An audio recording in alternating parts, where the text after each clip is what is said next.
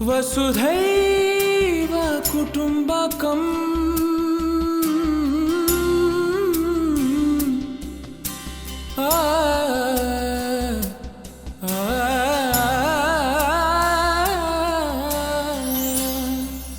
As far as I can see, as far as time extends, no soul was ever born outside this home. No heart has ever beat outside this song. When will we ever see that we must only be to feel the freedom of our unity? गुलजार कहते हैं, शब्दों के सफर में खोए रहते हैं हम, शब्दों के सफर में खोए रहते हैं हम, इस किताब के साथ खुला है एक नया सफर। प्रभा खेतान फाउंडेशन और एहसास विमेन एनसीआर की ओर से मैं अर्चना डालमिया किताब के इस कार्यक्रम पे आप सभी का स्वागत करती हूँ। जैसे कि आप सब जानते हैं, प्रभा खेतान फाउंडेशन कला, साहित्य और कल्चर के साथ ही विमेन एम्पावरमेंट के क्षेत्र में बहुत सारे काम करता है। फाउंडेशन की गतिविधियां भारत और दुनिया भर से 40 से भी अधिक शहरों में चल रही हैं। फाउंडेशन किताब के अलावा लव्स, एक मुलाकात विशेष, सुर और साज, द राइट सर्कल और आखिर जैसे आयोजन भी करता है। हम यह शब्दों का उत्सव मानते हैं। अब मैं आज के कार्यक्रम के मेन अट्रैक्शन लेखक श्री त्रिपुरारी शरण, विशेष अतिथि पवन के वर्मा और श्री अतुल तिवारी और आशुतोष भारद्वाज से अनुरोध करती हूँ कि वे मंच पे आएं।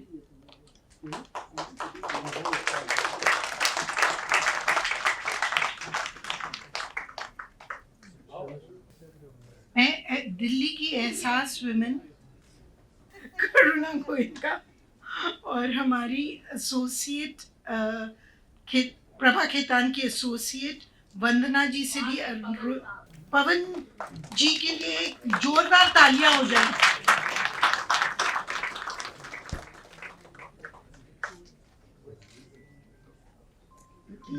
पवन जी, बारिश के बावजूद आप यहाँ पहुँच गए तो मेरी पत्नी कह रही।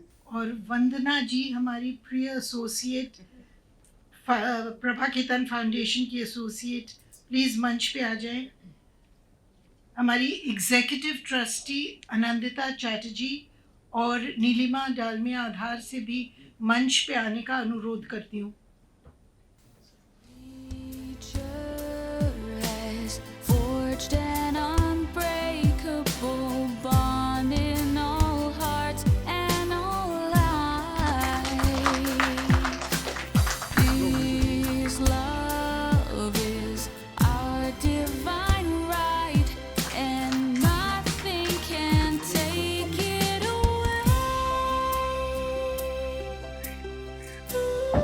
वसुधैव कुटुम्बकम्। आप लोग स्टेज पे रहे please. Karuna Goenka ji please stage पे रहे, हम विमोचन करेंगे। मैं मंच पे मौजूद पवन वर्मा जी, अतुल तिवारी जी, श्री आशुतोष भारद्वाज जी से पुस्तक लॉन्च करने का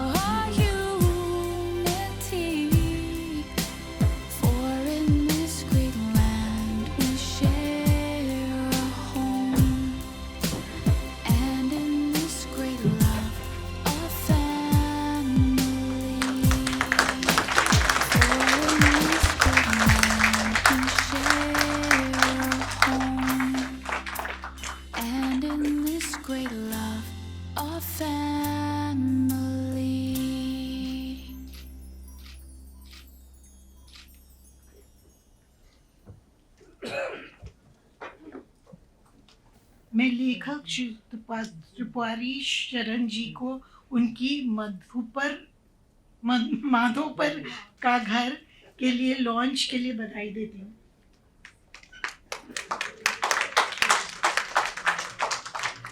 श्री शरण जी ने जेएनयू से पढ़ाई की और कॉलेज के दिनों से ही लिखना शुरू कर दिया। आप बिहार के मुख्य सचिव के पद से रिटायर हुए और अभी स्टेट इंफॉर्मेशन कमिश्नर हैं। धन्यवाद श्री शरण। अब मैं पवन वर्मा जी से कुछ शब्द कहने का अनुरोध करती हूँ। श्री वर्मा ने इंडियन डिप्लोमेट के रूप में अपनी पहचान तो बनाई ही, अपने जाने माने पॉलिटिशियन भी हैं और लेखक भी। भूटान और साइप्रस में एम्बेसडर रह चुके हैं और वर्मा जी एक थिंकर भी हैं। धन्यवाद श्री वर्मा। अतुल जी, भरद्वाज जी, त्रिपुरारी जी और एहसास के तो एवर एक्टिव यहाँ जो लोग हैं, उन सबको मेरा प्रणाम। मैं सबसे पहले त्रिपुरारी को बधाई देना चाहता हूँ कि अपनी व्यस्तता के बावजूद उन्होंने एक अनोखी पुस्तक लिखी है।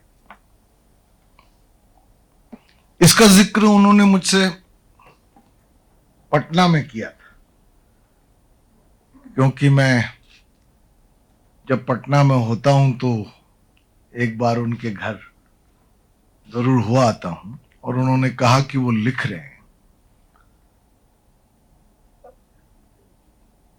मुझे कोई शक नहीं था कि वो जैसे जैसे उनका रिटायरमेंट करीब आएगा वो लेखक का रूप ले लेंगे। जब पूना फिल्म इंस्टीट्यूट में थे तब भी उन्होंने स्क्रीन पे लिखा था। कई बार मैं समझता हूं ब्यूरोक्रेट्स अपना असल लक्ष्य भूल जाते हैं ब्यूरोक्रेसी की वजह से, और फिर वो धीरे धीरे उभरता है जब वो फिर से आजाद हो जाते हैं। बहुत से लोग लिखते हैं। त्रिपुरारी जी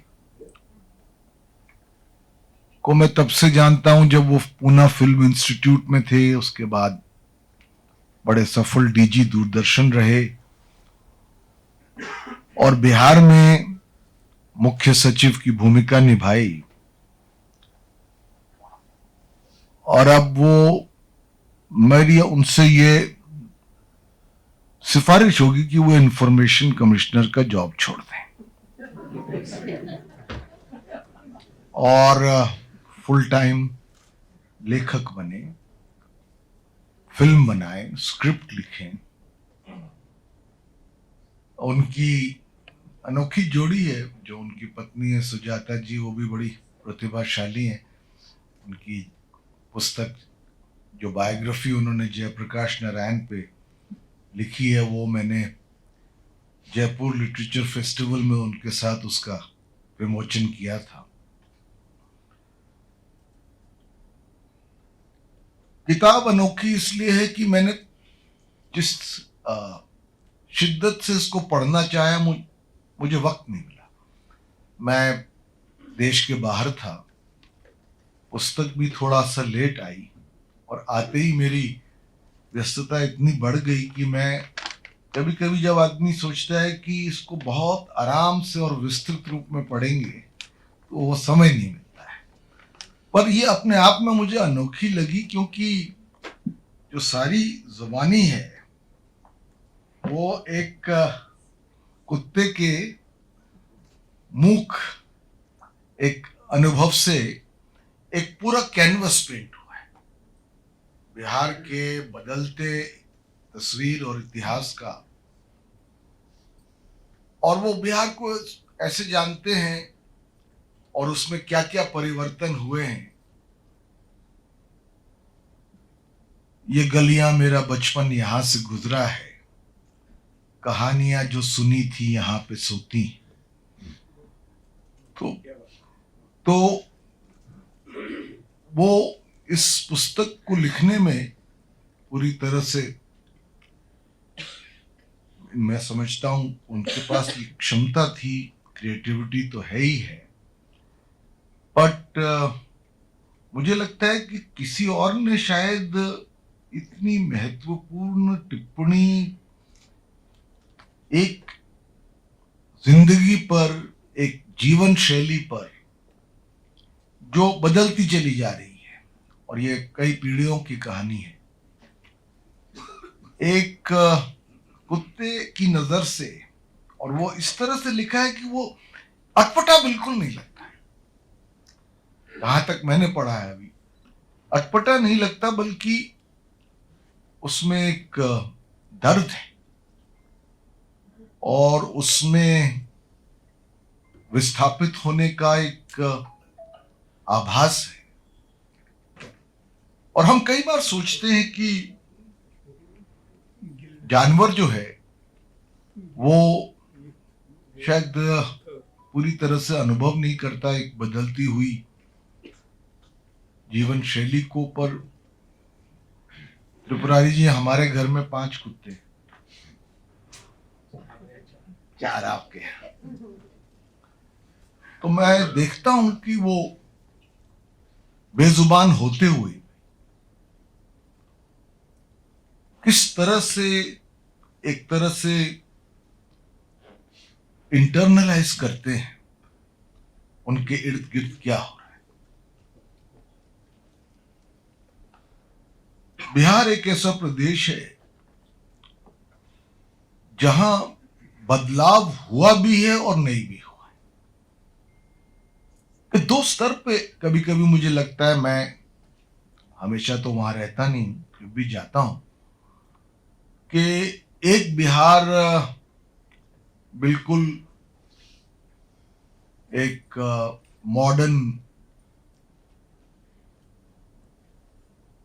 इंडिया के मुकाबले, और एक बिहार अभी सदियों पीछे छूटा हुआ है, और उसका आभास त्रिपुरारी जी से ज्यादा कौन जानते हैं। और इस बदलते बिहार में एक तरह से सबसे ज्यादा प्रभाव पड़ा है फैमिली पे, परिवार पे। अगर आज एक सबसे बड़ा विषय बिहार में है, वो ये है कि लोग परिवार छोड़ करके पलायन कर चुके। तो यहां पर विद्वान बैठे हैं जो पुस्तक की और गहराई से चर्चा करेंगे। मैं भी पढ़ना चाहता हूं, मुझे कुछ ऐसा महसूस होता है कि इस पर शायद फिल्म बने। अतुल तिवारी जी तो है ही यहाँ।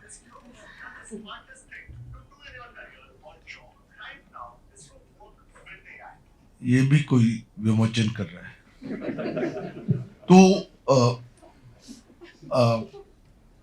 अभी मैं सिर्फ इतना कहना चाहता हूं कि मुझे बड़ा गर्व है, मुझे खुशी है कि त्रिपुरारी जिस पर काम कर रहे थे वो मुकम्मल हुआ, पुस्तक छपी है और चर्चित है, और उसके में जो चर्चा होती रही उसको देखता रहा हूं। तो मैं बस इतना कहना चाहता हूं कि हिंदी में उन्होंने लिखा है इस पुस्तक को। ये अपने आप में कुछ लोगों के लिए अचरज की बात है। मैं अभी कहीं था, उसके वजह से भी थोड़ा विलंब हो गया। वहां कुछ लोग मुझसे पूछने लगे, मैंने कहा मैं इस पुस्तक के विमोचन पे जा रहा हूं, तो उन्होंने मुझसे कहा कि आप हिंदी बोल लेते। मेरा ये कहने का मतलब यह है कि कुछ ये एक लोगों को ऐसी समझ होती है कि हिंदी को अगर आप बोल लें, लिख लें, तो शायद आपकी अंग्रेजी कमजोर है। जबकि ऐसा नहीं है। और उन्होंने हिंदी में इस पुस्तक को लिखा है और बड़े सरल ढंग से लिखा है, जिसमें उसमें एक भाव है। जैसे शुरुआत होती है बाबा और दादी से, उसमें एक अपनापन सा लगता है। कुछ कुछ घर हमारे भी वैसे ही थे, गंगा के इस पार या गंगा के उस पार। तो इस पुस्तक से मेरी तो ये पूरी उम्मीद है कि ये बड़ी चर्चित होगी, सफल होगी, और त्रिपुरारी जी एक बार फिर से मेरी हृदय से मैं आपको बधाई देता हूँ।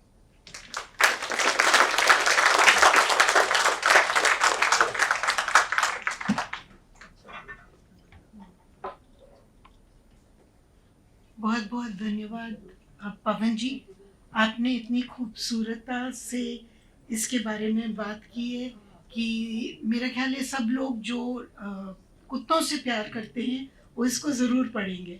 और हमारे घर में भी कुत्तों को कुत्ता नहीं कहा जाता है, उनको नाम से पुकारा जाता है, क्योंकि कुत्ता कहना शायद एक नेगेटिव शब्द है। अब मैं अतुल तिवारी जी से कुछ शब्द कहने का अनुरोध करती हूँ। श्री तिवारी जी फिल्म राइटर और एक्टर हैं। आप विधु विनोद चोपड़ा की फिल्म मिशन कश्मीर में लाइमलाइट में आए। आपको फिल्म नेताजी सुभाष चंद्र बोस का द फॉरगॉटन हीरो के लिए नरगिस दस्त award for the best feature film on national integration मिल चुका है।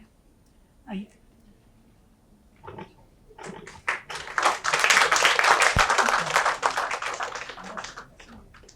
कम से कम ओपनिंग रिमार्क्स के लिए हम लोग यहाँ आ रहे हैं, फिर कुर्सियाँ लगी हैं तो उनका इस्तेमाल करेंगे और बैठ के बातचीत का सिलसिला चालू रखेंगे। सबसे पहले तो बात हुई और पवन जी ने आते ही कहा कि देर होने का कारण मेरी पत्नी साथ में आ रही थी, वो भी थी। तो मैं श्रीमती वर्मा, मैं बता दूं कि आपकी वजह से हुआ कि देर भले आयत लेकिन दुरुस्त आयत, वरना क्या पता कहाँ पहुँच जाते। तो इसलिए देर आयत दुरुस्त आयत वाली बात है। थैंक यू कि देर से सही लेकिन आप इनको दुरुस्त जगह पे ले आई, बिल्कुल सही जगह पे ले आई। दूसरी बात यह है कि जैसा मेरा परिचय में मैडम ने कहा कि मैं फिल्मों की दुनिया से जुड़ा हुआ हूं, और आजकल जब आप हॉल में फिल्म देखने जाते हैं तो मुझे पता नहीं कि दिल्ली में राष्ट्रगान होता है या नहीं होता है। होता है दिल्ली में? अच्छा, बम्बई में तो होता है। तो राष्ट्रगान बम्बई में होता है। फिल्में ज़्यादा महत्व की चीज़ है, इसलिए उसमें राष्ट्रगान होता है। पार्लियामेंट वगैरह इतने महत्व की नहीं है, सुप्रीम कोर्ट इतने महत्व का नहीं है, वहाँ पे नहीं होता है राष्ट्रगान, लेकिन फिल्मों में बम्बई में राष्ट्रगान जरूर होता है। उसके बाद में जो अगली चीज़ आप देखते हैं फिल्मों में, वो होता है एक अस्वीकरण, एक डिस्क्लेमर आता है कि यहाँ पे ये नहीं है, वो नहीं है, फलाना नहीं है, ढिमकाना नहीं। इसलिए इन बातों का बुरा मत मानिएगा। तो वैसे ही मैं भी क्योंकि फिल्म का आदमी हूँ तो एक डिस्क्लेमर से, एक अस्वीकरण से शुरू करना चाहता हूँ कि मैं कोई साहित्यिक मर्मज्ञ या लिटरेरी क्रिटिक नहीं हूं, जैसे मेरे यंग मित्र आशुतोष भारद्वाज जी यहाँ मौजूद हैं। ना मैं कोई इल्मी लेखक हूं, जैसे आदरणीय पवन वर्मा जी यहाँ मौजूद हैं, और जिन्होंने बिल्कुल सही कहा कि अगर पूरी तरह से रिटायर हो जाएं त्रिपुरारी जी तो जैसे आजकल पवन जी का आउटपुट इतना बढ़ गया है, इतने सालों से इतनी किताबें आ रही हैं हर साल, तो शायद है कि हमें और बहुत सारी किताबें हमें मिले त्रिपुरारी जी के भी कलम से लिखी हुई। और ना मैं किसी लिटरेरी सर्कल का या एकेडमी का या मिनिस्ट्री का कोई रिप्रेजेंटेटिव हूँ। राव साहब यहाँ उस काम के लिए मौजूद हैं। मैं सिर्फ एक पाठक हूँ, साधारण पाठक हूँ, और पाठक होने के साथ साथ एक हिंदुस्तानी हूँ। और हिंदुस्तानी का मतलब ये होता है कि मुझे किसी विषय का ज्ञान हो या ना हो, उसके बारे में एक ओपिनियन मेरी होती है। तो इस पुस्तक में भी मेरी कुछ ओपिनियन है, और मेरे होने की एक वजह यहाँ ये है कि मैं त्रिपुरारी जी का बड़ा फैन हूँ। मैं आईएएस त्रिपुरारी जी का बिल्कुल फैन नहीं हूँ। मैं फॉर्मर चीफ सेक्रेटरी साहब का कोई ख़ास फैन नहीं हूँ। मैं फैन हूँ उस त्रिपुरारी शरण का जो एक ज़माने में 2 टर्म के लिए film and television institute of India Pune के निदेशक थे, और एक निदेशक, एक कला संस्थान के निदेशक के रूप में जिस खुलेपन का, खुले मन का और खुले दिमाग का परिचय इन्होंने दिया था, जिस तरह से इन्होंने अपने कैंपस को एक्सेसिबल बनाया था, not only for the students of cinema but also for the whole film industry. वरना वहाँ भी एक डिवाइड है कि अब हम तो काम करते हैं तो हम स्कूल वापस क्यों जाएंगे, और ये आप पढ़ते हैं तो आप पढ़ते रहिए, आप इंडस्ट्री में मत जाइएगा। लेकिन उस डिवाइड को जैसे इन्होंने ख़त्म किया, उस लाइन को जैसे इन्होंने ख़त्म किया, उस सीमा को जैसे इन्होंने ख़त्म किया, उस गेट को इन्होंने पूना के जो लॉ कॉलेज रोड पे इन्होंने खोला, वो अपने बारे में बड़ी एक क्रांतिकारी चीज़ था, बड़ा डेमोक्रेटिक कदम था, बड़ा इंक्लूसिव वाली चीज़ थी। और उसकी वजह से फिल्म इंस्टीट्यूट के काम का, उनके स्टूडेंट्स का बड़ी दुनिया में जाना, उसके लिए एक दरवाजे दोनों तरफ से खुल गए। तो मैं उस त्रिपुरारी शरण का बहुत बड़ा फैन।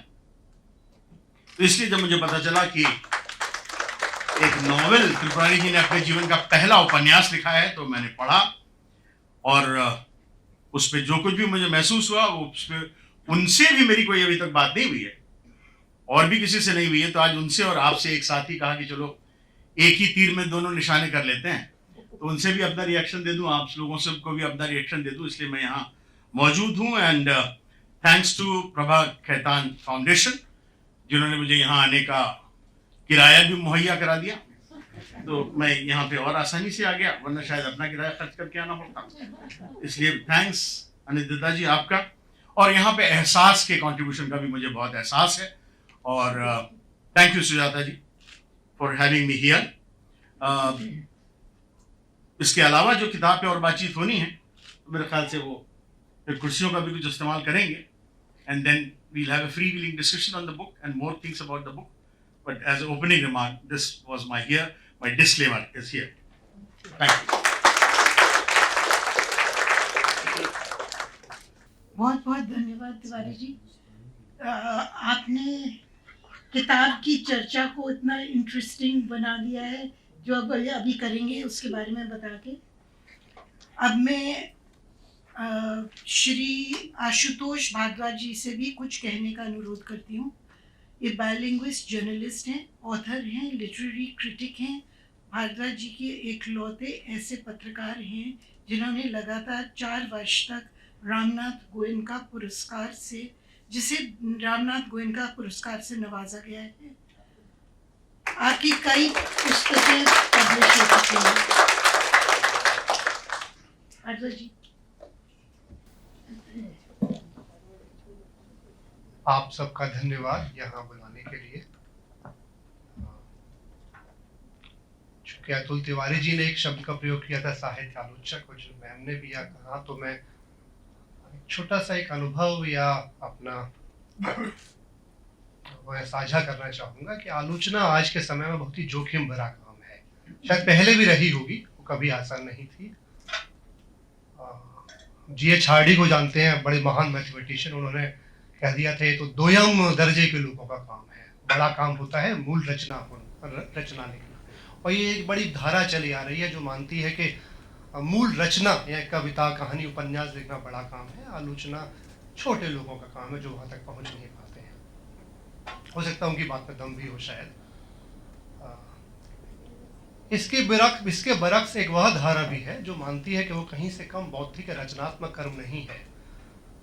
मसलन हम भारतीय परंपरा में तो हम जानते हैं कि जो हमारी टीकाएं हैं, हमारी न जाने कितनी सारी किताबें, हमारी ग्रंथ हैं, वो उन्हीं टीकाओं से विकसित हुए हैं, टीकाओं के जरिए। और अब मैं उपन्यास विधा पर आता हूँ, तो उपन्यास विधा के विकास में उपन्यास पश्चिम की विधा है, हमें स्वीकारने से कोई हर्ज नहीं होना चाहिए। उपन्यास विधा के विकास में पश्चिम के महान आलोचकों का बड़ा गहरा योगदान रहा है। वो मिखाइल बाख्तिन से लेकर अभी हाल में जो मिलान कुंदेरा गए हैं, आपको याद होगा मिलान कुंदेरा की कुछ किताबें हैं, the art of the novel, the Kundera की अद्भुत किताबें हैं उपन्यास विधा पर। और हमारे यहाँ अपने भारत में हिंदी में, अंग्रेजी में उपन्यास के आलोचकों ने हमें बताया कि हम उपन्यास कैसे पढ़ सकते हैं। तो वो आलोचना सिर्फ उपन्यास या साहित्य की नहीं रह जाती है, वो दरअसल जिसे मैं कहता हूँ कि वो सिविलाइजेशनल क्रिटिक्स होते हैं, वो सभ्यता की आलोचना करते हैं। तो हमारे समय का दुर्भाग्य ये भी है कि हम अपने समय की पर्याप्त आलोचना नहीं कर पा रहे हैं, अपनी सभ्यता की, हमारे साथ जो हो रहा है हिंदुस्तान। हम भक्त लोग हो गए हैं, हम आलोचक नहीं रह गए हैं। खैर, अब मैं इस किताब पर आता हूँ। तो जाहिर है मेरी दृष्टि भक्त की नहीं है किताब के प्रति, एक पाठक की दृष्टि है। इस किताब का इस उपन्यास का जो गुण है, जो पवन वर्मा जी ने सबसे पहले कहा था, जिसको उन्होंने अनोखा शब्द जिसको कहा था, सही भी है वो, कि यह किताब अपने आप को एक मनुष्यतर प्राणी की दृष्टि से कहती है। कौन है वो प्राणी? एक कुत्ता, बेसिकली वो कुतिया है, हाँ, लोरा है वो, उसका नाम थोड़ा और अभद्र लगता है लेकिन हमें तो है, ठीक है, हमारी हिंदी थोड़ी कर्कश है उस शब्द को लेकर। अंग्रेजी में डॉगी बड़ा सुनने में अच्छा लगता है, तो वो हिंदी की कर्कशता है दरअसल, और कोई दिक्कत नहीं है वो। अगर एक बार उन ध्वनियों को, का और ता ध्वनियों को हटा दें, श्वान प्रयोग कर लें, शायद वो अच्छा लगने लगेगा। तो समस्या वही है। तो हाँ, खैर, तो यह पूरा उपन्यास, कुछ एक अंशों को छोड़कर जहाँ दादी आ जाती हैं, पूरा उपन्यास उस मनुष्यतर प्राणी की दृष्टि से या उसकी जुबान से कहा गया उपन्यास है। अब मैं यह बताना आपको यह चाहूंगा कि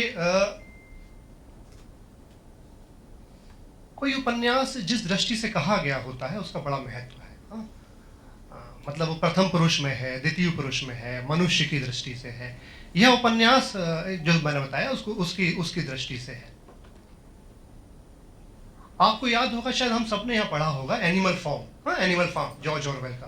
तो हम जानते हैं जब एक मनुष्यतर प्राणी की दृष्टि से वो उपन्यास कहा जाता है तो उसमें क्या अंतर आ जाता है। अगर हम सिर्फ कुत्ते की बात करें, थोड़ा और सीमित होता हूँ, तो दो बड़ी बड़ी कृतियों के आपको नाम गिनाता हूँ मैं। एक है फ्रांस काफ्का का इन्वेस्टिगेशंस ऑफ अ डॉग। बड़ा सुंदर एक छोटी सी लघु कथा है, वो अद्भुत कथा है।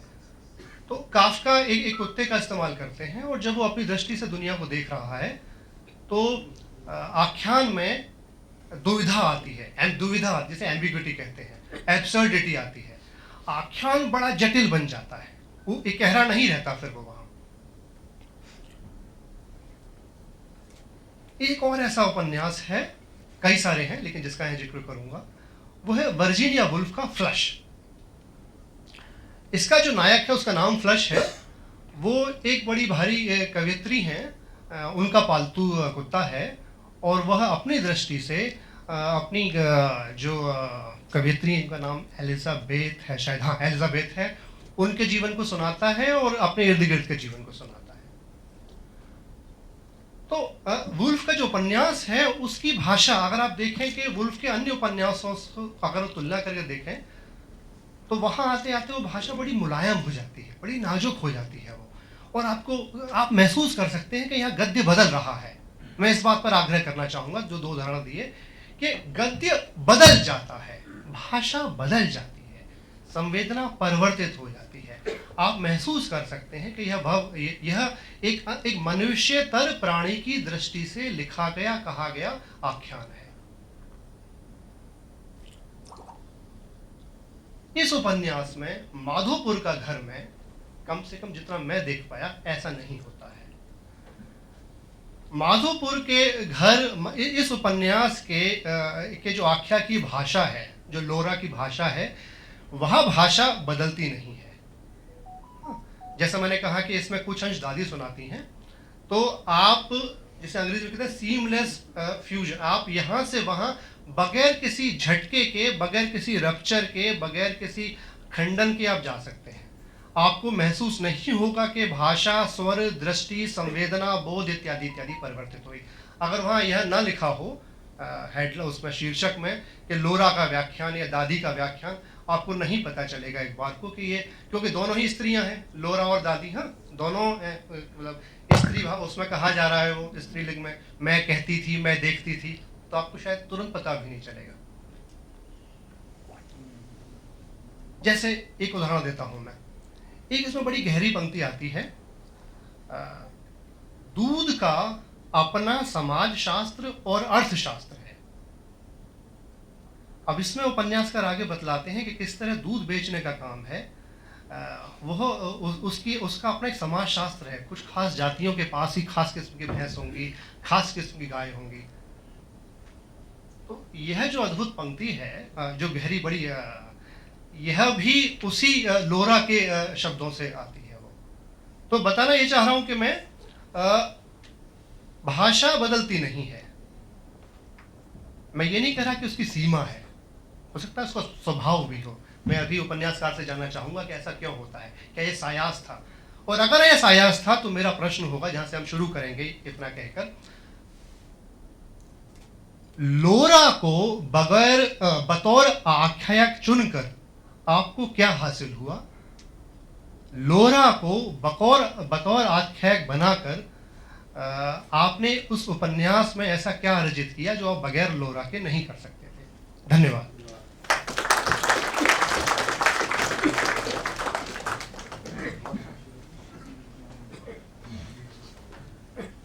धन्यवाद भारद्वाज जी। आप भाषा के बारे में बोल रहे थे तो मेरे माइंड में ये ख्याल बार बार आ रहा था कि कुत्ते इंग्लिश में सोचते हैं या हिंदी में, या बोलते इंग्लिश में या हिंदी में, ये बार बार मैं सोच रही थी। करता है किस घर में या किससे बात कर रहे हैं। अब मैं मेरी बहन और लेखिका नीलिमा डालमिया आधार से कहूँगी कि मंच इनके हाथ में है, प्लीज चर्चा शुरू करिए। त्रिपुरारी शरण जी, पवन वर्मा जी, अतुल तिवारी जी और आशुतोष, आप सबको मेरा नमस्कार। पहले तो ये थंब रूल होना चाहिए कि इतने बड़े बड़े दिग्गज speakers, administrators, diplomats, actors, directors, पत्रकार के बाद बोलना हाराकीरी है, तो मेरा काम बहुत कठिन हो गया।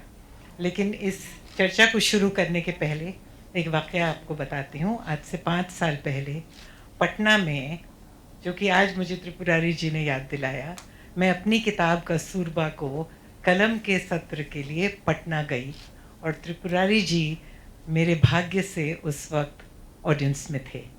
और मेरी गुस्ताखी कि ना, मुझे ये कहते हैं मुझे किसी ने उनसे मिलाया पर मुझे याद नहीं है, तो मेरी धुंधली याद के लिए क्षमा चाहती हूँ। और मेरा बहुत सौभाग्य समझती हूँ कि मैं आज इस मंच पे आपकी किताब की चर्चा का संचालन कर रही हूँ। इस अद्भुत उपन्यास में आपने लौरा की ज़बानी, एक गरीब और सामंती परिवार की परतों को सेल्यूलॉइड समय यात्रा की तरह प्रस्तुत किया है और पाठक को चकाचौंध किया है। ये किताब मुझे 2 दिन पहले मिली। मैं जितना पढ़ पाई मैंने पढ़ा हिंदी में, माफ़ कीजिएगा मैं बाइलिंगुअल कहती हूँ अपने आप को, पर मेरी हिंदी आप लोगों जैसी नहीं है। और जो पवन जी ने कहा कि सरल भाषा में, तो मैं तो बहुत ही हैंडीकैप फील कर रही हूँ कि मिनट मिनट पे मैं गूगल डिक्शनरी पे हिंदी की किताब, हिंदी के शब्द खोज रही थी। पर it was an extremely enlightening experience for me, because मुझे याद आया किताब इन्हीं दिनों में मैंने पढ़ी। एक अमेरिकन राइटर हैं बॉनी गामस, आपने शायद पढ़ा होगा, लेसन्स इन केमिस्ट्री। वो एक साइंटिस्ट हैं और उनके घर में एक कुत्ता है। मुझे कुत्ता कहते हुए बुरा लग रहा है, मैंने नया शब्द सीखा, एक श्वान। तो उनके घर में एक कुत्ता है जो उन्होंने अडॉप्ट किया। 6:30 बजे वो कुत्ता इनको मिला सड़क पे, तो उस कुत्ते का नाम 6:30 रख दिया गया। और वो इतनी अद्भुत, इतनी मैजिकल किताब है वो, जिसमें वो कुत्ता बोलता भी है, पढ़ता भी है, कैलकुलेशंस भी करता है। तो एक अजीब तरह की जादुई दुनिया में हम लोग खो गए। और माधोपुर का घर जब मैंने शुरू किया पढ़ना, तो मुझे ठीक वो लेसन्स इन केमिस्ट्री की याद आई। इसके लिए आपको बहुत बहुत बधाई त्रिपुरारी जी। लौरा इस महाकाव्य, और इसको मैं महाकाव्य कहूँगी, के माध्यम से मनुष्यों और जानवरों की दुनिया को धुंधला करती है। और यकीनन ये दास्तान, लौरा दास्तान गो है इसमें, और यकीनन उसकी दास्तान कोई डॉग लवर ही कह सकता था। तो मैं इस चर्चा को आप लोगों के हाथ कर देती हूँ, आप लोगों को सुपुर्द करती हूँ। इसको आगे बढ़ाइए। और इसके पहले एक बात मैं कहना चाहूँगी, क्योंकि हम काफ़ी से लोग यहाँ डॉग लवर्स हैं। मेरी एक फ्रेंड ने एक अफ़गान हाउंड को अडॉप्ट किया, बहुत खूबसूरत सा, वो 2-3 महीने का पेट था। तो मैंने उससे कहा कि तुमने you've adopted an Afghan hound, and she said no, the Afghan hound has adopted us. उसी चर्चा को आगे बढ़ाते हुए त्रिपुरारी जी आप शुरू कीजिए।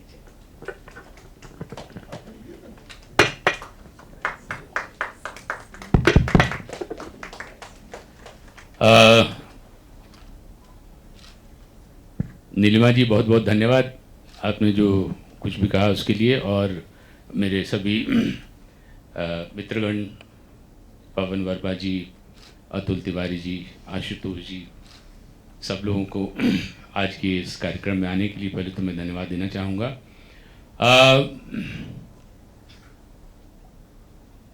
मैं 2-3 बड़े महत्वपूर्ण मुद्दे उठे हैं अभी। शुरुआत के जो शब्द कहे गए, तो 2-3 बड़े महत्वपूर्ण मुद्दे उठे हैं। तो सबसे पहले तो आशुतोष, आपने कहा कि लोरा का आख्यान, लोरा को आख्यान करने वाला, आख्यायक बनाने से मुझे क्या मिला? ये बहुत ही महत्वपूर्ण प्रश्न है। और आप लोग अगर इस किताब को सूक्ष्मता से देखेंगे तो ये पाएंगे कि ये सिर्फ कहानी नहीं है। ये सिर्फ कहानी नहीं है। वैसे भी कोई भी विद्वत्तापूर्ण लिखा हुआ कोई भी उपन्यास, और मैं ये नहीं कह रहा हूं कि इसमें कोई विद्वत्ता छिपी हुई है, वो महज कहानी नहीं होती है। तो अब वो एक समस्या आती है जब आप कहानी के धरातल से उठ करके किसी चीज पर टिप्पणी करने जाते हैं, समाज पर, किसी व्यक्ति पर, तब वो प्रश्न बहुत गहराई से आपको झकझोरता है। और वैसे में एक जीव जो मूक गवाह रहता है, न सिर्फ किसी परिवार में होने वाली घटनाओं का, बल्कि आसपास के समाज में भी होने वाली घटनाओं का, उसके माध्यम से अगर आप कुछ भी कहें तो मेरे ख्याल से ज़्यादा गंभीरता से, ज़्यादा निष्पक्षता से और ज़्यादा प्रभावी तरीके से कह सकते हैं। ये मेरा अपना मानना है। देखिए, मैं एक चीज़ और बताऊंगा। आपने कुछ किताबों का नाम बताया, कुछ लेखकों का नाम बताया, जिसमें श्वान का उपयोग किया गया है आख्यायक के रूप में या जिसमें। लेकिन मैं इस बात को बताना चाहूँगा, आप लोगों के साथ साझा करना चाहूँगा कि ये चीज़ मेरे जेहन में आज नहीं, जब मैं पढ़ता था उस ज़माने से जमी हुई थी। श्वान के साथ तो बड़ा हुआ हूँ मैं, परिवार में भी रहा है। लेकिन आप सब लोगों में से पता नहीं कितने लोगों ने पढ़ा होगा, पिछली शताब्दी की शुरुआत में अमेरिका के एक सबसे प्रभावी, मतलब सब लोग मार्क ट्वेन और इन लोगों को जानते हैं, लेकिन सबसे प्रभावी लेखकों में, और उनका दौर बहुत छोटा चला लेकिन बहुत ही प्रभावी चला, बहुत लोगों ने उसको जाना, जैक लंडन की किताब है कॉल ऑफ द वाइल्ड। और उस कॉल ऑफ द वाइल्ड को आप पढ़िएगा, उसमें वो नैरेटर नहीं है, बक जो उसका सो कॉल्ड हीरो, वो नैरेटर नहीं है, लेकिन एक कैरेक्टर होकर के, एक उस उपन्यास का कैरेक्टर होकर के उसने कितने प्रभावी तरीके से जैक लंडन ने पूरी बातों को रखा है। मतलब वो जिंदगी, मतलब किसी भी मनुष्य के जीवन की वो लंबी कहानी है। वो अमेरिका में जब गोल्ड प्रोस्पेक्टिंग हो रही थी कनाडा में, सदर्न कनाडा में, उस ज़माने की कहानी है। उसको कैलिफोर्निया के किसी मालिक के यहाँ से चुरा करके ले जाया गया। तो ये तो मेरे जहन में बहुत दिनों से था कि जब मैं कुछ लिखूंगा तो कुत्ता तो, श्वान तो ज़रूर आएगा। और मेरे ख्याल से दूसरी चीज़ जो ये है, जो मैं कहना चाहूँगा आशुतोष आपको, कि आख्यायिक इसलिए मैंने बनाया क्योंकि अगर आप इसको पढ़ेंगे, माधोपुर का घर को पढ़ेंगे, तो यह एक प्रेम कथा है। यह एक प्रेम कथा है, और वो प्रेम न किसी व्यक्ति और किसी जानवर की बात नहीं है। ये this is something born out of a love for something. अब वो क्या है उसका वर्णन करना, उसके ऊपर अलग से टिप्पणी करना, वो मेरे ख्याल से आज का विषय नहीं होना चाहिए। लेकिन लोरा के इसमें होने के कारण लगता है कि कभी मैं ज़मीन से हटा नहीं, क्योंकि जब भी आप प्रेम से ओतप्रोत होते हैं तो कभी आप ज़मीन से हटते नहीं। ये अपने आप में हो सकता है बहुत लोग कहें कि यार भाई प्रेम में ही तो कल्पना की उड़ान होते हैं। मैं दूसरे तरीके से इस बात को कह रहा हूँ। तो अब मैं जब इस उपन्यास को लिख रहा था तो मेरे इसमें गंतव्य बहुत स्पष्ट था, बहुत बहुत स्पष्ट था मेरे दिमाग में। और गंतव्य जो है वो कहाँ हम पहुँचे हैं, मेरा समाज, मेरा प्रदेश, मेरा परिवार, मेरे मित्रगण, हम सब कहाँ पहुँचे हैं, वो यात्रा कहाँ से गुजरी है, उसका मैं बखान करना चाहता था।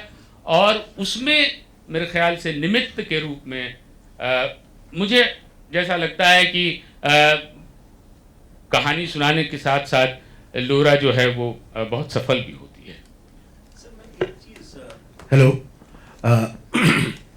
त्रिपुरारी, मैं एक चीज़ कहना चाहूँगा यहाँ, क्योंकि ये कहानी शब्द मैंने 2-3 बार अभी प्रयोग हुआ, आपने भी किया और भरद्वाज जी ने भी किया। और कभी कभी हमको लगता है कि उपन्यास हो या कहानी हो या नाटक हो या फिल्म हो, उसमें कहानी बहुत महत्वपूर्ण की चीज़ होती है।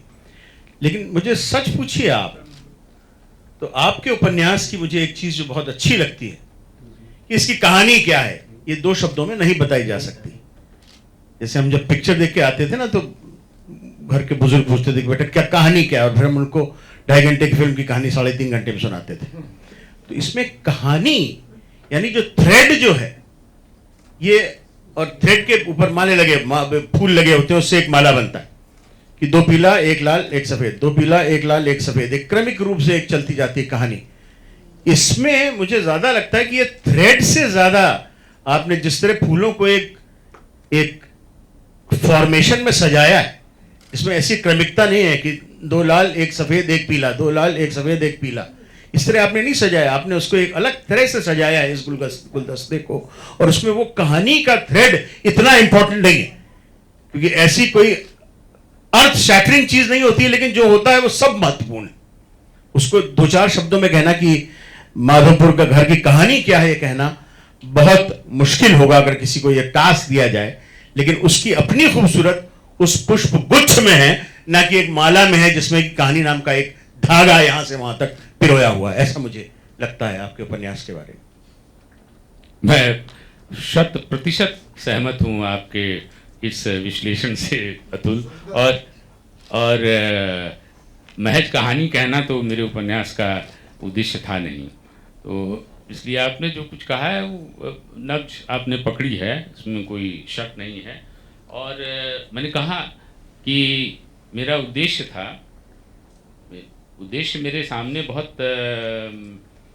बहुत स्पष्ट था, लेकिन चूंकि इतिहास और समाजशास्त्र और साहित्य, इन तीनों की दुनिया से थोड़ी बहुत वाकफियत है हमारी, इसलिए मैं चाहता था कि जब भी कुछ कहूं तो वो किसी संदर्भ में किसी संदर्भ को उजागर करे, वो अपने आप में बिना जमीन के न किसी संदर्भ को उजागर करे। तो इसीलिए आपने जो कहा उससे मैं पूरी तरह से सहमत हूँ। बल्कि सर आदरणीय पवन जी ने जिस शब्द का इस्तेमाल किया था अपने ओपनिंग रिमार्क्स में, विस्थापन न सिर्फ गांव से, विस्थापन न सिर्फ बिहार से और उसके पहले उत्तर प्रदेश से, विस्थापन शादी की वजह से रमनपुर से कहीं और जाना, बल्कि बहुत तरह का विस्थापन परिवार से, जिसकी बात पवन जी ने की थी कि वो परिवार का टूटना, परिवार का बिछुड़ना, वो जो विस्थापन है, और सबके सब कैरेक्टर्स जो हैं they are much better off. एक मिडिल क्लास अध्यापक प्रिंसिपल के घर से निकल करके सबके सब बहुत बेटर ऑफ है। दो भाई, एक भाई आईएएस है, एक आईआरएस है, दो आर्मी में है, फलाना ढिमकाना, they are all much better established in the society, yet they are all losers. ऐसा नहीं कि ये तो ए से शुरू हुआ था जेड पे हो गया, बहुत बड़ी ताली बजाने की बात है ना। उस घर का दरकना चटकना टूटना, माधवपुर के घर का, वो जो एक ट्रेजेडी अंडरलाइंग चल रही है। बाकी तो सबके पास bank account is much better today, as you know it better than me. तो घर को अतुल, इसमें पहली बात तो ये है कि एक ये भी बात मैंने लोगों को बताने की कोशिश की है कि ये जो घर की अवधारणा है, घर की अवधारणा के ऊपर प्रकाश डालने की, कहानी के माध्यम से प्रकाश डालने की मैंने कोशिश की है। क्या होता है घर, किसका घर? ये गारे और सीमेंट का बना हुआ फिजिकल स्ट्रक्चर ही घर होता है या कुछ और भी घर होता है? और वो घर बनता कैसे है और बिखरता कैसे है?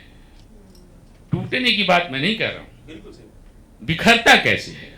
तो संततियों के समय काल में और एक परिवार के समय काल में, ये घर की अवधारणा के ऊपर मैंने मंथन करने की कोशिश की है। मैं सिर्फ एक छोटी सी बात कह के पॉज देना चाहूँगा, क्योंकि मेरे छोटे भाई और मेरे बहुत बड़े भाई दोनों यहाँ मौजूद हैं। वो जब, क्योंकि आपने घर की और गारे की और चूने की और ईंटे की बात की है यहाँ पे, तो इस उपन्यास का नाम कुछ भी हो सकता था। इस उपन्यास का नाम शर्मा जी का परिवार हो सकता था, इस उपन्यास का नाम डॉक्टर साहब की संतति हो सकता था, बहुत सारे इसके नाम हो सकते थे, लेकिन शायद, लेकिन माधोपुर का घर जो है, इस उपन्यास को पढ़ने में और घर की अभिधारणा में, मुझे राव साहब मुझे करेक्ट करेंगे, यहाँ बैठे हुए हैं विद्वान व्यक्ति जो दक्षिण की भाषाएं भी जानते हैं, कि तमिल के दो शब्द अक्सर एक साथ यूज किए जाते हैं मित्रों। एक होता है अक्कम और पुरम। अक्कम के माने होता है श्री, लक्ष्मी, धन वगैरह वगैरह, जो आदमी इंडिविजुअल के लिए इकट्ठा करता है और उसी से उसका घर बनता है। और पुरम मतलब पूरा शहर, पूरा कॉन्यूरबेशन।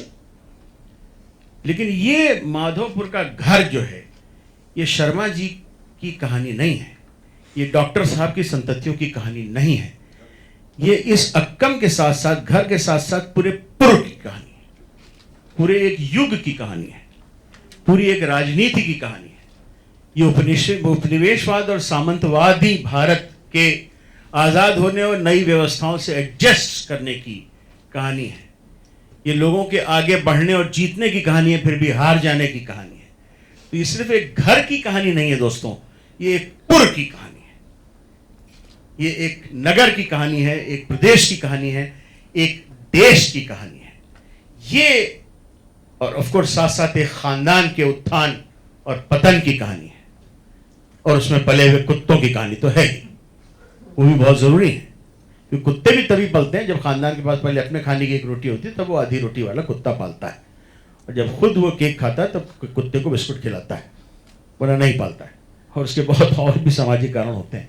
इन सारी कहानियों में ये माधोपुर का घर जो है, ये मित्रों सिर्फ एक घर की कहानी नहीं है, एक परिवार की कहानी नहीं है, ये पूरे पुर की कहानी है और पूरे खानदान की कहानी, ऐसा मैं मुझे लगता है। लेकिन साथ साथ मैंने जैसे कहा अतुल, घर के अवधारणा के ऊपर भी मनन मंथन किया गया है। घर की अवधारणा, जी बिल्कुल बिल्कुल बिल्कुल। मैं गुस्ताखी करूंगी पवन जी और आशुतोष के बोलने से पहले। मैं ये पूछना चाह रही हूँ, क्योंकि ज़्यादातर यहाँ लोगों ने आपकी किताब पढ़ी नहीं है, तो कोई ऐसा इस किताब में वाक़या है जो कि आपके साथ में सचमुच लोहरा के साथ हुआ, जिसको आपने इस दास्तान में, कहानी में बांध दिया? इस प्रश्न का उत्तर मैं नहीं देना चाहूँगा। अच्छा, नहीं देना है।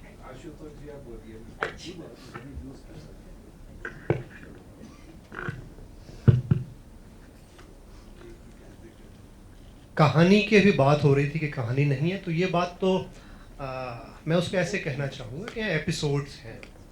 और ये आख्यान की शक्ति होती है। इसके लिए अंग्रेजी में बड़ा एक सुंदर शब्द चलता है, डिले द डेवलपमेंट। आप एक झलक दिखलाते हैं और फिर उसको बहुत ही सायास तरीके से सजग होकर उसको फिर आगे जाकर फिर उस कड़ी का, उस बिंदु का विकास करते हैं। मसलन उदाहरण के तौर पर, खैर मैं थोड़ी, मुझे लगता है कहानी बतानी चाहिए उससे पहले, लोगों को नहीं पता है कि ये उपन्यास क्या है। एक बाबा हैं, मतलब एक व्यक्ति हैं, उनकी पत्नी है, उनके पिता हैं, उनके डॉक्टर साहब हैं जिनका नाम डॉक्टर साहब है उस उपन्यास में, और उन बाबा के 4 बेटे हैं। तो जो सबसे बड़े बेटे हैं वो आर्मी में जाते हैं, सेना में, वहाँ उनकी मृत्यु हो जाती है। तो मृत्यु का जो दृश्य आता है वो शुरुआत कहीं बीच में जो आता है वो धुंधला सा आएगा, वायवी सा आएगा, हृदय विदारक तो होगा, लेकिन उसकी जो परतें हैं वो थोड़ा देर में जाकर खुलती हैं। वो हमें बाद में जाकर पता चलता है कि आखिर उस समय ये हो क्या रहा था। तो ये इस आख्यान या इस विधा की ये शक्ति है पहली। दूसरा, ये बड़ी बात है कि ये एक बहुत बड़े कालखंड को समेटने का सपना देखता है। हाँ, अब कितना उसको दिखा पाता है ये सबका अपना पाठ की अनुभव है, मैं आप सब पे छोड़ूंगा। लेकिन यह इस दृष्टि से महत्वाकांक्षी उपन्यास है कि चाहता है कि मैं आज़ादी से बहुत पहले जाऊं और उसके बाद तक, यानी कि उन 4 बेटों की जो विभिन्न उनकी जो जीवनियां हैं, जो सबसे छोटा बेटा है वो राजनीति में आ जाता है, और एक बेटा सिविल सर्विसेज में जा रहा है, एक फौज में जा रहा है, इत्यादि इत्यादि, और बड़ी विभिन्न किस्म की जो वैरायटी है जो जो जो जो जो कथा में, वो उसको कहीं समृद्धि भी बनाती हैं। और कुछ एक इसमें बहुत ही सूक्ष्म समाज शास्त्रीय टिप्पणियाँ भी हैं। जैसे एक है कि किस घर में कैसा कुत्ता होगा, मसलन झबरीला कुत्ता, सड़क का कुत्ता किसी खास घर में हो सकता है, या फलां समय में 1930-32 की बात है, उस समय तो अल्सरेशन नहीं हो सकता था किसी के घर में। तो उसके बहाने उपन्यासकार त्रिपुरारी जी एक व्यापक आर्थिक और सामाजिक सांस्कृतिक परिदृश्य पर भी टिप्पणी करते चलते हैं। तो मैं इनसे अब मैं एक जो पहला प्रश्न पूछा था, एक प्रश्न पर और आऊँगा। हमारे पास पंचतंत्र के उदाहरण हैं। आपने जैक लंडन का दिया, हमारे कोई नई बात नहीं है कि, मतलब अच्छी बात है, बड़ी बात है, मैं ये नहीं कह रहा कि अनोखी है, लेकिन मुझे इसको परिप्रेक्ष्य में भी देखना चाहिए अपनी परंपरा के, कथा परंपरा के, कि हमारे यहाँ मनुष्यतर प्राणियों द्वारा कथा कहने की बहुत दीर्घ परंपरा है, अच्छी बात है वो। तो आपके भीतर जब आपने इसको चुना, आपने उस प्रश्न का उत्तर तो अभी दिया, आपकी परंपरा के कुछ सूत्र थे क्या? एक तो आपने बताया कि आप छात्र जीवन से चाहते थे कि मैं एक कुत्ते को चुनूं। क्या आपने ऐसी अन्य कहानियां भी पढ़ी थी जहां कुत्ते का मानवीयकरण किया जाता है? जैसा कि मैंने कहा कि उसकी अपनी कुत्ते जैसी आवाज नहीं है, मतलब वो मनुष्य की आवाज भी हो सकती है। वो उस मानवीयकरण के लिए आपने ये आपको प्रेरणा कहाँ से मिलती है? वो तो मैंने कहा ना, जैक लंडन की कहानी जो है वो पूरी कुत्ते की मानवीयकरण की ही कहानी है। वही आपकी प्रेरणा? नहीं, प्रेरणा उस तरीके से नहीं कहूँगा मैं, लेकिन ये ज़रूर है कि उसने इन्फ्लुएंस किया, जैक लंडन के उस उपन्यास ने मुझे इन्फ्लुएंस ज़रूर किया है। लेकिन दोनों में जो उसका फॉर्म है, दोनों में बहुत अंतर है। और आपने दूसरी बात कही कि पंचतंत्र वगैरह और इन सब, तो यहाँ मैं बताना चाहूँगा आशुतोष आपको कि देखिए, पंचतंत्र तो मैंने पढ़ा है, लेकिन लिखने के पहले मैं इस बारे में अपने दिमाग में बहुत ही स्पष्ट था कि मैं किसी प्रकार के इन्फ्लुएंस को कॉन्शियसली नहीं आने दूंगा। सबकॉन्शियसली तो रहेगा ही, उससे तो हम भाग ही नहीं सकते। तो एक चीज जरूर थी कि आप पता नहीं जानते होंगे, नहीं अतुल जानते हैं, पुणे फिल्म इंस्टीट्यूट में वो सोमनाथ बैठा है यहाँ पे, film writing, screen play writing का कोर्स हमने शुरू करवाया। 28 वर्षों तक, 28 नहीं, करीब 30-35 वर्षों तक वहाँ स्क्रीन राइटिंग का कोई सिलेबस नहीं था, कोई कोर्स नहीं होता था। उसके दौरान मैं एक मतलब स्टूडेंट के रूप में कभी कभी कुछ कुछ सीखने की कोशिश करता था, लोगों से बात करने की कोशिश करता था। तो story telling, story writing, story telling, screen play writing के कुछ जो अवयव हैं जिनको मैंने उस दौरान सीखा, वो मेरे लिए बहुत महत्वपूर्ण रहे। अगर आप ऐसी रचना सृजित करना चाहते हैं जो लोगों को बांध सके, अगर आप अपने ही टावर में घूमते रहना चाहते हैं, कुछ एब्स्ट्रैक्ट और कुछ जैसा कि बहुत देखता आजकल तो खासकर यूरोपियन नॉवेल्स में तो मैं देख रहा हूँ, तो वो तो अलग बात है। लेकिन ऐसा जो कुछ आप कुछ महत्वपूर्ण कह भी रहे हैं और वो पाठक को बांध के भी रख रहे हैं, तो वो उसके लिए जो ये स्क्रीन प्ले राइटिंग की जो तकनीकें हैं वो मेरे लिए बहुत महत्वपूर्ण हैं। और स्क्रीन प्ले राइटिंग में तो खैर सबसे पहला नाम जिसको आप सुनेंगे जब भी इसकी चर्चा हो, सबसे इन्फ्लुएंशियल राइटर जो है रॉबर्ट मैकी करके, तो उसकी किताब ही का नाम है स्टोरी। आप कैसे कहानी लिखें जो लोगों को बांध सके। उसका पूरा प्रेमिस यही है कि भाई फिल्में तो आप किसी भी तरीके की बना सकते हैं, उसमें कोई दिक्कत नहीं है, लेकिन वैसी फिल्म जो आपके कहने के बाद या आपको आप इस तरीके से कहते हैं जो लोगों को बांध के भी रखे, वैसा कैसे आप ये कर सकते हैं। तो वो फिर उसके बाद वो क्या कहते हैं, देखिए मैं भूल रहा हूँ, heroes journey, heroes journey, another very important this thing in story writing. तो ये सारी चीज़ें हैं, जहन में रहती हैं कहीं सबकॉन्शियस माइंड में। तो ये ज़रूर था कि हम चाहे समाज शास्त्रीय उपन्यास न क्यों लिख लें, लेकिन वो ऐसा नहीं हो कि ऊपर से चला जाए। ये एक महत्वपूर्ण कड़ी थी इसमें। मैं एक चीज़ यहाँ शेयर करना चाहूँगा त्रिपुरारी जी के बारे में, उपन्यास पे फिर आएंगे, कि unlike most of the IAS officers that I know, and I don't know many, hands on experience लेना उस नई चीज़ का। त्रिपुरारी शरण जी को पहाड़ पे वहाँ मसूरी में फिल्म इंस्टीट्यूट चलाना नहीं सिखाया गया था, लेकिन अगर रेलवे का कोई सेक्रेटरी बन जाता है तो मुझे लगता है एक बार उसको कोयले के इंजन में यात्रा जरूर करनी चाहिए कि कितनी गर्मी लगती है यहाँ से मद्रास तक जाने में। कितने IAS अफसर करते हैं मुझे नहीं पता, लेकिन इन्होंने वो काम किया कि वो कोर्सेज अटेंड किए और खुद स्क्रीन प्ले लिखा, खुद बच्चों के साथ जाके फिल्म बनाई, सारे बच्चों को लिया, दिखाया। कम से कम you go through the whole rigmarole. क्या बनेगा क्या नहीं बनेगा अलग बात, एटलीस्ट मैं थोड़ी ना कह रहा हूँ तुम ट्रेन चलाओ मद्रास की जगह उसको कहीं और पहुंचा दो, लेकिन कम से कम एक बार बैठ के जाओ तो कोयले वाले इंजन में कि कितनी गर्मी लगती है यार पता तो चले, तब शायद तुम सोचोगे कि भाई एयर कंडीशन होना चाहिए, जो अब होने भी लगा। तो इन्होंने ही went through that rigmarole and that was a great morale booster for all the students कि उसका डायरेक्टर जो है वो उनके साथ लगा हुआ है, या उसका डायरेक्टर अगर वो 3 बजे तक जगते हैं तो वो भी उनके साथ जगा हुआ है, और अगर वो 6 बजे उठ के शुरू हो जाते हैं पागलपन में तो वो भी जग के उनके साथ लग जाता है। This was and I am not a student of Pune film institute yet I was a witness to many of these things which I just wanted to share with you. Pune film institute की बात हो रही है तो एक ज़माना था जब मैं स्टूडेंट था तो मैं फिल्म आलोचक था। एक मैगजीन होती थी लिंक, पेट्रियट से जुड़ी हुई, शायद मुझे कॉलम के हाँ कम्युनिस्ट पार्टी, तो उससे क्या फर्क पड़ता है आजकल, कोई फर्क तो है।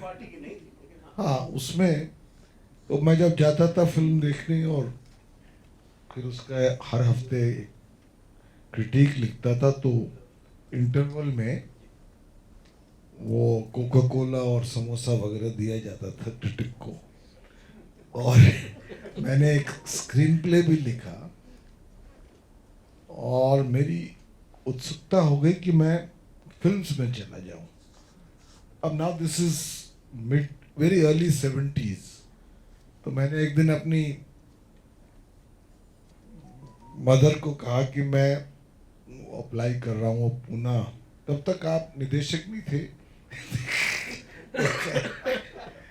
मैंने कहा कि मैं अप्लाई कर रहा हूँ, तो उनका जवाब मुझसे ये था कि I will self immolate my self. क्योंकि and I think I could have perhaps done well. मुझे एक शौक था, बहुत उसको पढ़ा भी, बहुत सी किताबें फिल्म उस पर पढ़ी। और संजोग की बात है कि जब मैं फॉरेन सर्विस में आया तो वो जो स्क्रिप्ट मैंने दूरदर्शन में दी हुई थी फिल्म बनाने के लिए, वो एक्सेप्ट हो गई। पर मेरे पास वक्त नहीं था कि मैं, तो शायद वो राह मैं भी पकड़ सकता था। नहीं, मुझे लगता है कि इसके शीर्षक में जो घर का के शब्द का प्रयोग है, वो घर घर की कहानी है। हम साक्षी रहे, वो कोई भी प्रदेश हो, एक पहले संयुक्त परिवार का एक इंस्टीट्यूशन था। जैसे मैं गाजीपुर से हूं, गंगा के उस पार बिहार से, तो गर्मी की छुट्टियां हो तो सारा परिवार गाजीपुर में एकत्रित होता था। एक सेंस ऑफ बिलोंगिंग थी, जिसको कहते हैं एंकरेज। और रिश्ते भी बड़े गूढ़ होते थे। जो बदलाव और परिवर्तन आया, उसमें जैसे अतुल जी ने कहा, तरक्की तो हुई, पर उसमें एक लॉस का भी आभास था। वो जब हम मेट्रोपॉलिटन सिटीज की अनोनिमिटी में रहते हैं ना, तब वो याद आता है। और अब जैसे मैं आप गाजीपुर जाऊं तो मेरे जाने की इच्छा नहीं होती, क्योंकि जो हवेली थी, जो जमीन थी, वो बट गई है या बिक गई है। और मेरे भी पिताजी के 4 भाई थे और सबने अच्छा किया। अब जब उस जमाने में मेरे फादर, जब वो आईसीएस में आए, उनको काडर मिला सीपीएन बेरार, जो बाद में मध्य प्रदेश और महाराष्ट्र हुआ। तो लोगों ने कहा, वो कहाँ, कितना दूर जा रहे हो भाई। तो एक सीमित जिंदगी थी, उसके अपने नुकसान भी थे, बहुत से फायदे भी थे। अब ये आदमी सोचता है कि उस तरह के घर में कैसे वापस जा सकते। घर की परिभाषा बदल गई। एक जो मॉडर्निटी है, इसी को हम कभी कभी उसकी खोज में अपने अस्तित्व को खोते जा रहे हैं। उसको एक पाश्चात्य एक रुख हमने दिया है। मुझे लगता है इस पर हम सबको सोच करनी चाहिए, सोचना जरूरी है। क्योंकि वो आपने बताया कि वो आर्मी ऑफिसर, उन्होंने तरक्की की, कोई आईएएस ऑफिसर बना, आईआरएस ऑफिसर। मुझे शायद कामना जी को भी ये शेर मालूम होगा कि पलट रहे हैं गरीबुल वतन। गरीबुल वतन यानी एग्जाइल। एक तरह से एग्जाइल ही ना हुआ, पलट रहे हैं गरीबुल वतन। पलटना था। वो कूचा रूह कशे जन्नत हो। That place may be the mirror image of paradise. वो कूचा रूह कशे जन्नत हो, घर है घर फिर भी। 1000 बार जमाना यहां से गुजरा है, नई नई है तेरी रह गुजर फिर भी। तो इसलिए ये मैंने भी एक ही नॉवल लिखी थी। वो अतुल जी आप ही फिल्म बना दीजिए उस पर। वो एक्चुअली मैंने कॉन्ट्रैक्ट साइन करा, कोई प्रोड्यूसर्स आए मुंबई से, वो बनी नहीं। उसका नाम स्ट्रेंजली आज संदर्भ में है इसलिए मैं कह रहा हूँ, उसका नाम था व्हेन लॉसेस गेन। वो अकाउंटिंग की किताब नहीं थी, but it was also very fast moving story based both in India and Bhutan. मैं आपको एक प्रतिलिपि दूंगा उसकी, बल्कि उसके विशाल भारद्वाज उसके हो गए एग्जीक्यूटिव प्रोड्यूसर। गुलजार साहब ने कहा कि मैं कविताएं उसकी जो लिरिक्स है वो लिखूंगा, पर वो अब तक बनी नहीं। हाँ, इतना जरूर फायदा हुआ कि मुझे एडवांस मिल गया। खैर, तो ये जो घर का जो आपने इसमें एक तरह से पुस्तक की उस पर है जो बदलता रुख समाज का है, जिसको आपने कहा कि रोमांचक रूप में आपने कहानी और टिप्पणी दोनों मिला करके करा है। मुश्किल काम है, पर आपने मुझे इसका पूरा यकीन है अच्छी तरह किया हो। सर, मेरा गेन तो हो गया, किताब मिल गई मुझे आपसे। लॉस के बारे में किताब पढ़ने के बाद मैं बताऊंगा। जो आपने घर की बात जो बहुत महत्वपूर्ण कही, और जो विस्थापन की बात आप दोबारा इतने खूबसूरत शेर में लेके आए, लेकिन फिर भी अगर आप किताब में देखेंगे तो कवर पे भी एक मकान का कुछ हिस्सा बना है, और जब अंदर खोलेंगे तो एक बहुत खूबसूरत एक और मकान का एक स्केच बना है जिसमें लोग नहीं है। घर तो तभी बनता है मकान से जब उसमें लोग हों और उनकी जिंदगी हो।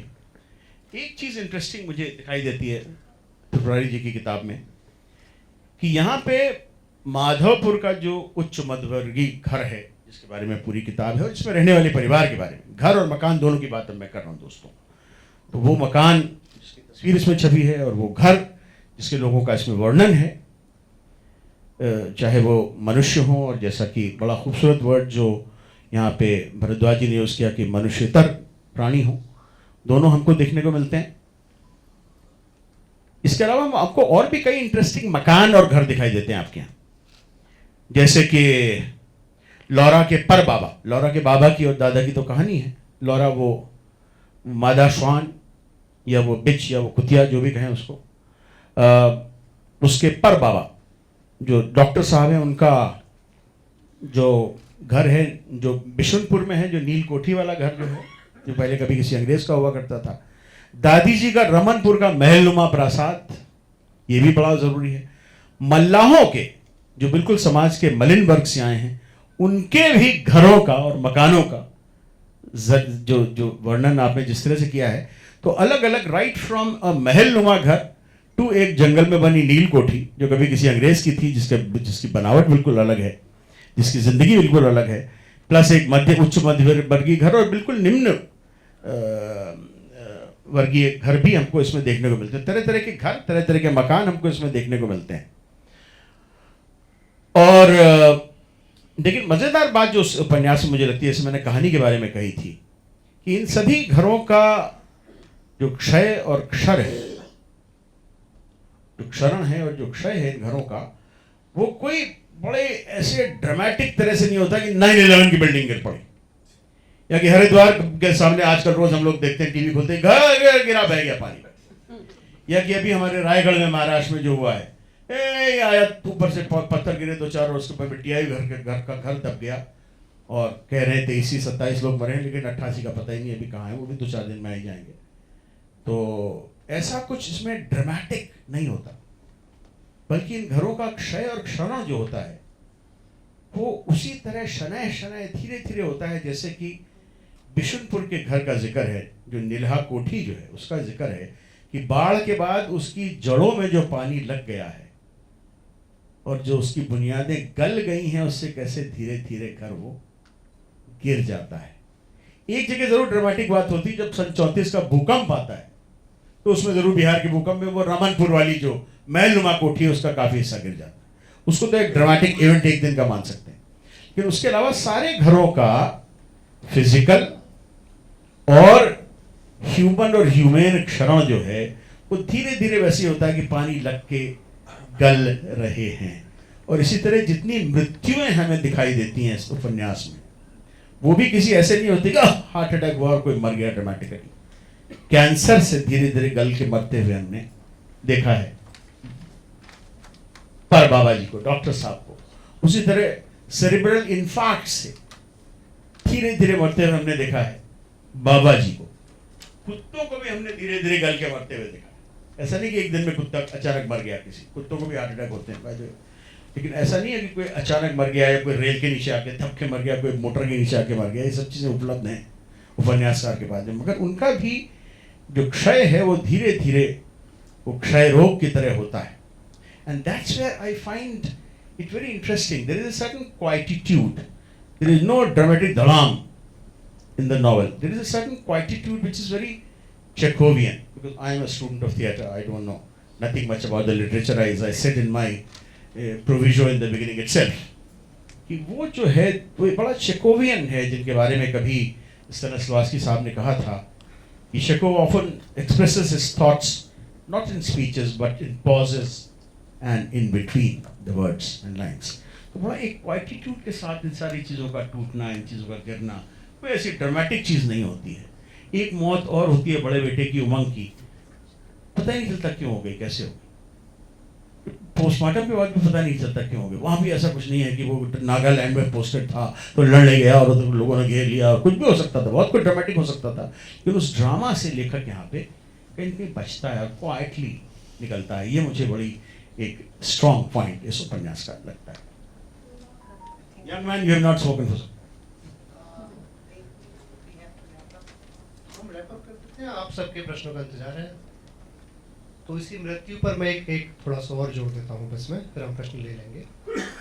ये मेरे भी नोट्स में था ये मृत्यु वाली बात।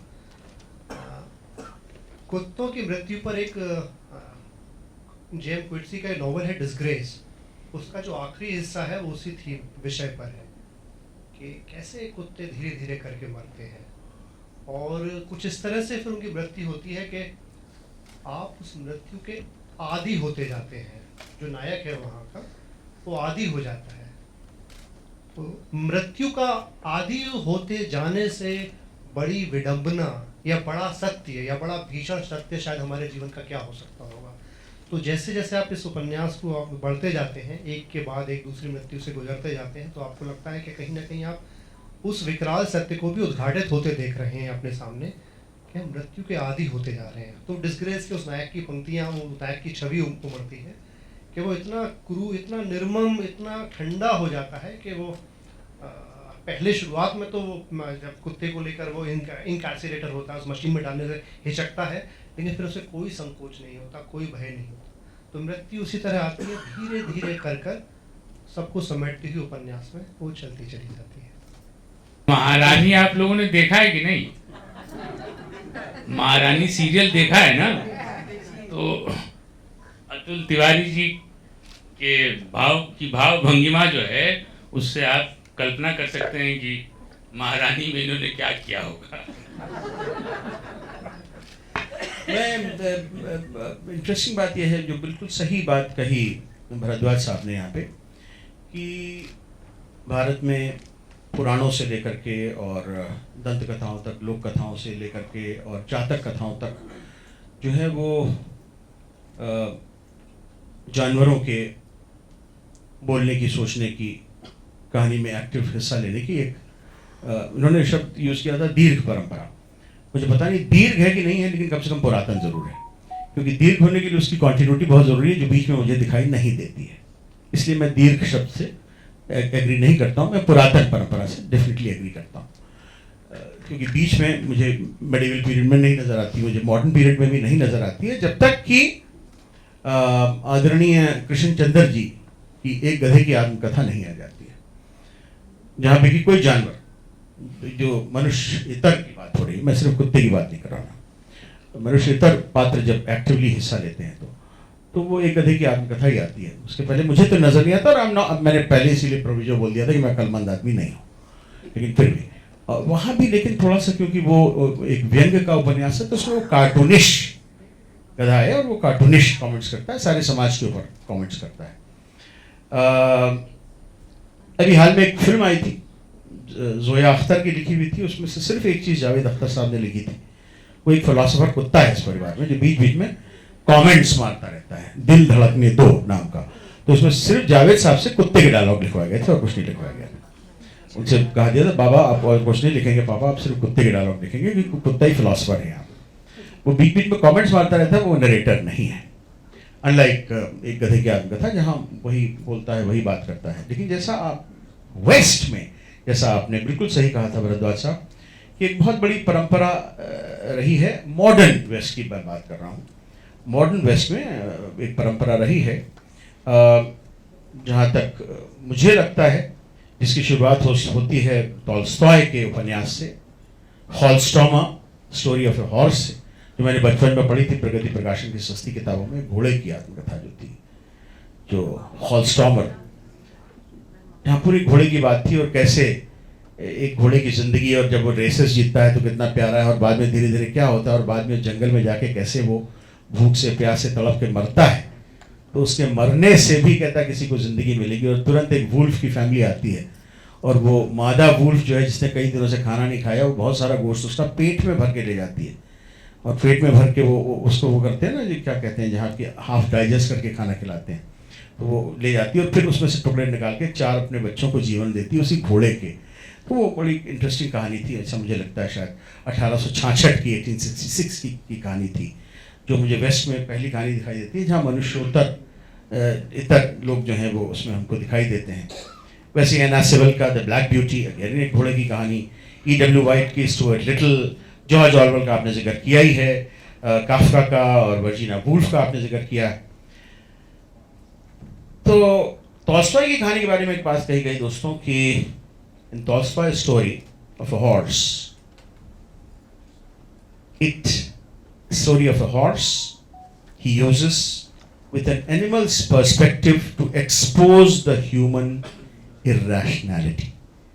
और यहाँ पे भी इस लॉरा के जरिए ह्यूमन इर्रेशनैलिटी, लॉरा के आने पर दादी बाबा पे इतना नाराज क्यों हो जाती। लॉरा जहां से शुरू होती किताब, पहले पन्ने पे आधी रात जिसका चैप्टर, इतनी इर्रेशनली, जबकि उस घर में कुत्ते पल चुके थे, असल में कुत्ता कभी नहीं पला था, इर्रेशनली इतनी ऑल फॉल क्यों बकने लगती है, गालियां क्यों बकने लगती है अपने पति को गांव के सामने, जिनकी इतनी इज्जत करती थी।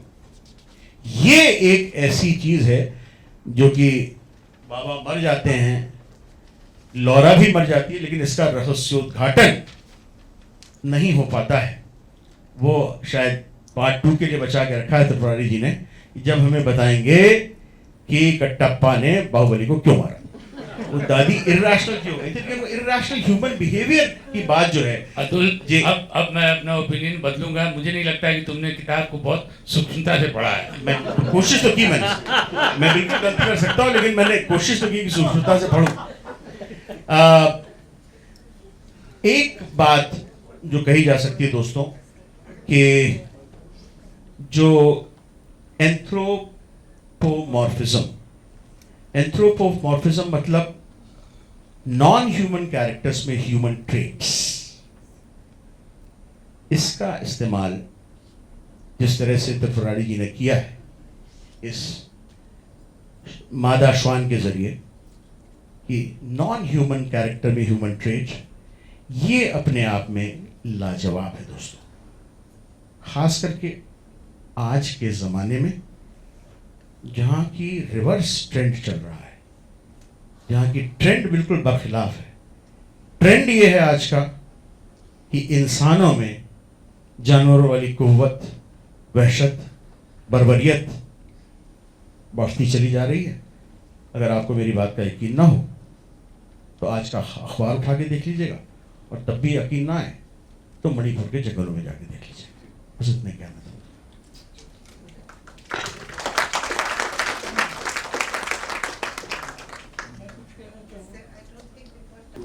मैं भी थिएटर से हूँ। मैंने अतुल की तरह, त्रिपुरारी की तरह थिएटर टुगेदर, तो मैंने एनिमल फार्म का हिंदी वर्जन जंतु परंतु अशोक लाल के नाटक में काम किया था।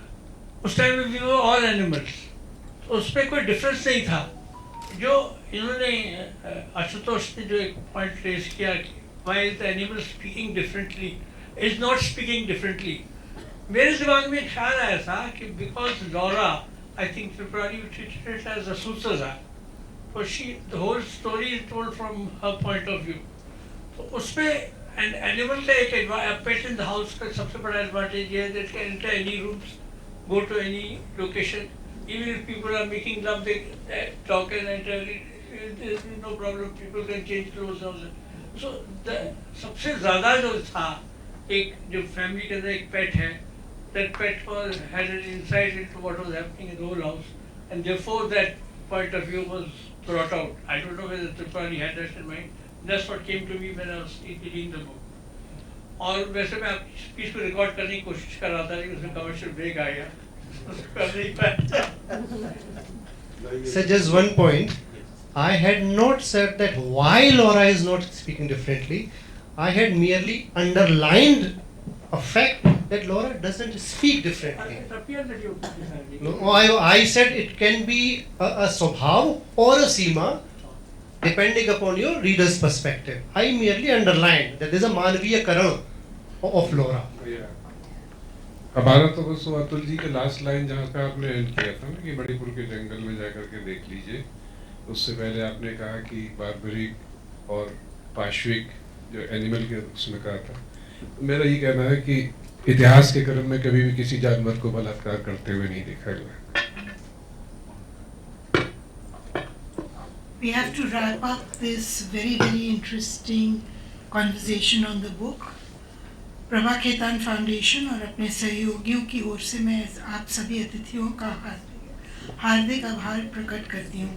मैं आज के कार्यक्रम में हमारे मेहमानों लेखक श्री त्रिपुरारी शरण जी, विशेष अतिथि पवन के वर्मा जी, अतुल तिवारी जी और आशुतोष भारद्वाज जी की ओर से उनसे इस रोचक बातचीत के लिए, हमारी शाम को यादगार बनाने के लिए धन्यवाद करती हूँ. हम अपने प्रायोजक श्री सीमेंट जी के भी आभारी हैं जिनके CSR इनिशिएटिव की तहत इस कार्यक्रम का आयोजन हुआ है. Thank you.